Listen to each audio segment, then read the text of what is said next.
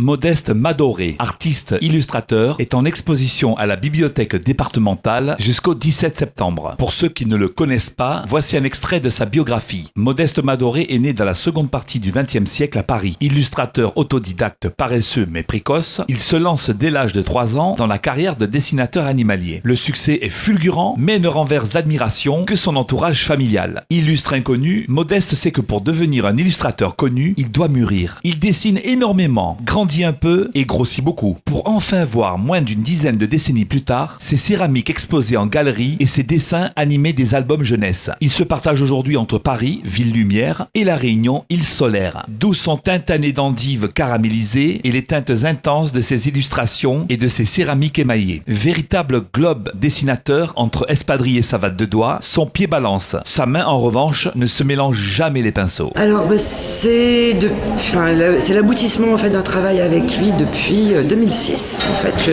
où je l'ai découvert et édité. Et suite à l'opération Première Page, où son album Histoires de famille a été choisi, l'idée est venue à la bibliothèque départementale de faire cette exposition. Donc je l'ai accompagné sur le montage de l'exposition, le développement, le reportage photo aussi qui a été fait dans son atelier qui est exposé. En fait, moi je connaissais ses premières expositions il y a quelques années à La Réunion. Et le jour où j'ai commencé ma collection pour les enfants, je me suis dit mais cet univers c'est pour les enfants, il travaille surtout, ses thèmes de prédilection sont les animaux, les fruits, les légumes gourmands, et c'est très malicieux. Donc j'ai été le voir dans son atelier en me disant est-ce que vous pourriez illustrer un album, et il me dit mais je sais pas faire, c'est pas mon travail. J'ai dit mais bon, je vais vous accompagner et on va faire un premier album, on verra. Et cet album s'appelait N'oublie pas que je m'appelle Octavie de Joël Cormier, et depuis on en a fait une quinzaine je crois.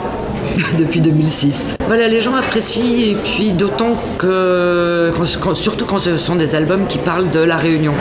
Donc dans cette petite collection là pour les tout petits, comme des histoires de famille, ce sont des petites histoires pour les tout petits qui se passent avec les animaux de La Réunion. Il y a des petites mises en scène, il y a des histoires de Noël, mais un Noël à La Réunion, des histoires de pique-nique, c'est l'histoire d'un pique-nique avec Poc Poc, l'endormi et ses petits copains de Tang, et tous les petits animaux qui partent en pique-nique.